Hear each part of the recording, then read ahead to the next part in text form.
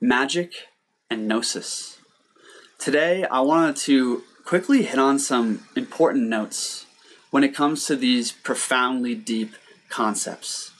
Now, the magic I'm referring to is not tricks, sleight of hand, any of that illusory art. The magic I'm referring to is the ancient art coined by the Persians, those holy men of Zarathustra, who were steeped in the ancient arcanum. The Gnosis I'm referring to is direct spiritual knowledge, experiential knowledge, union with God per se. So let's dive in. This is Reality Files, a channel for initiates. Stoked to have you joining me today. Hit that like button and share this with someone you think will impact. Let's dive into some quick notes in part 1 here, and then part 2 I'm going to elaborate on where I'm at with my journey as an initiate and how these concepts have been following me along the way of shedding so much. So I hope you enjoy this little series. Magic, Gnosis, comes from a heightened state of energy, a heightened state of consciousness per se, altered states of consciousness. In fact, central nervous system stimulation is the physiological basis for all magic and Gnosis. This is a really key point. A lot of the time when we're, if you're praying or communing or trying to do magic of some kind, you're not accessing a high enough level of energy. Central nervous system stimulation is key for Gnosis and magic. Because it is the key to accessing the profound, for slipping through the cracks in reality per se and touching something deeper. These experiences, these mystical experiences, they can be accessed through ritual ceremonies, dancing around a fire all night, fasting, extended meditation, or drugs and psychedelics. All of these have been used in the past in mystery schools by private practitioners, the whole works, or tantric sexuality is the final one. All of these heighten the energy in the body and bring it to a crescendo. All of these help you slip through the doorway into the profound, slip through the cracks of reality per se. So hence, we must get good at accessing our own biology, accessing these rituals and cultivating that subtle energy, that vital force, if we wish to access the profound more readily. For example, maybe you're familiar with ceremonial magic. In ceremonial magic, you do these elaborate rituals with a lot of drama, the whole dress up, the whole incantations, the sounds, there's a lot of theater involved, essentially. And some people say, why? The thing is when there's a lot of theater and energy put into something, it heightens the awareness, the consciousness. It brings you almost into an altered place, doing all that drama, right? And this is really important for 2 reasons when it comes to magic. It's really important because that level of energy, drama, newness, novelty, emotion involved implants the idea, the magic you're working, the will you're working deeply into the subconscious mind. Furthermore, that level of energy reaches a threshold where it's transmitted most potently into the universe, into the divine, right? However, whichever way you look at it, the energy, the drama, the emotion is the force behind magic, right? So that's just an example of how, that's heightened awareness, heightened energy.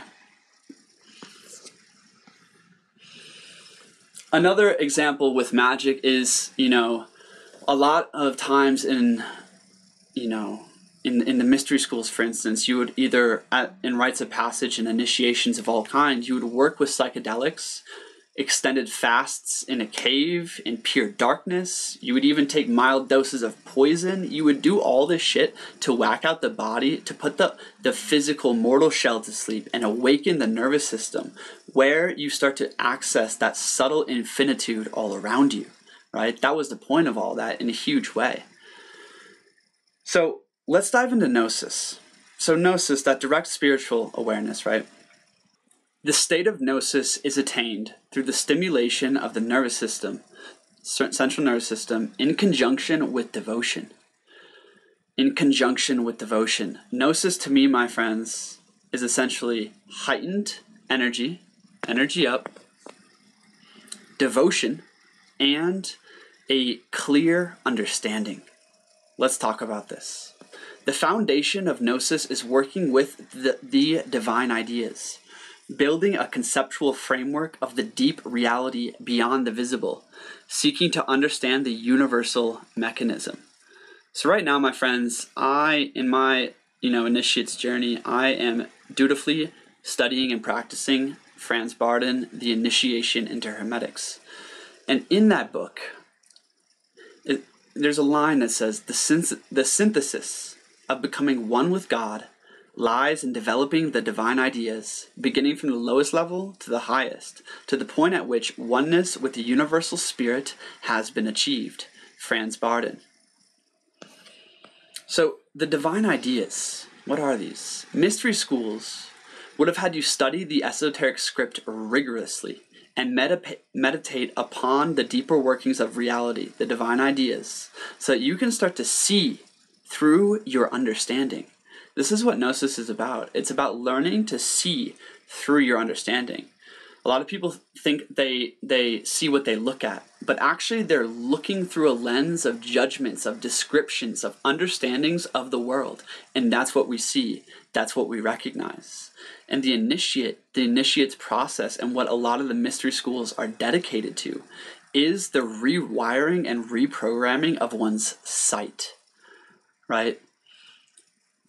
By, studying something, for instance, like the mystery of the elements, the mystery of manifestation, the mystery of causation, the cosmology and structure of the universe, you start to see very differently, right?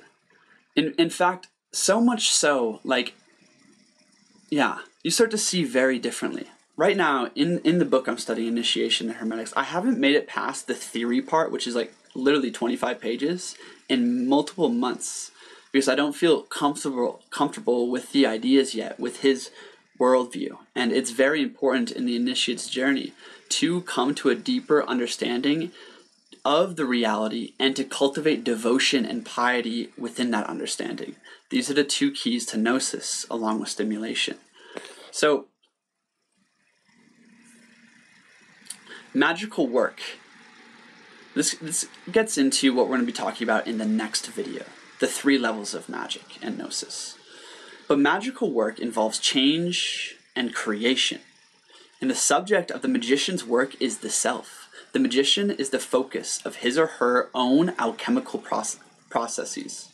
By adapting one's personal vision to reflect the macrocosm,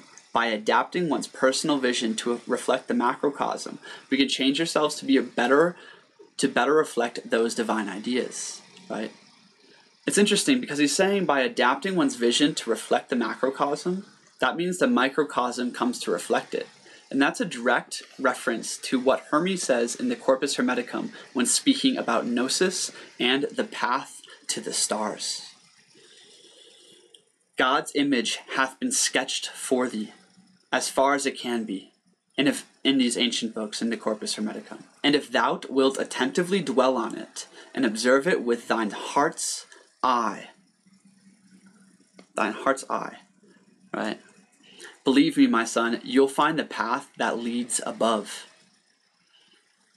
Those who hold fast to it, he's basically saying here, who succeed in opening their eyes, will be drawn upward like a magnet, like iron to a magnet. So those who open their eyes to the macrocosm become perfect reflection of God, because they realize they are made in the image of likeness in God and are returned to their original blueprint. This is the highest form of magic. The highest form of magic is synthesis. Synthesis, becoming one with God. The magician's highest purpose is uniting with God. This is what yoga means, union. Gnosis, religion, also means union. This is what's behind all of these traditions. Last quote I want to leave you with.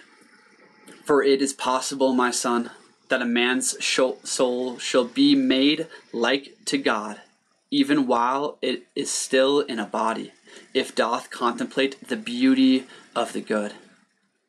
Contemplate the beauty of the good with devotion and piety in your heart, my friends, and Gnosis is yours. It is something that I've been practicing for the last few months now, once again, and I feel like it's such an important, misunderstood topic that needs to be expressed. So I'm glad I got this out here. Stay tuned again for the next video, the 3 parts. Thanks for watching. Peace.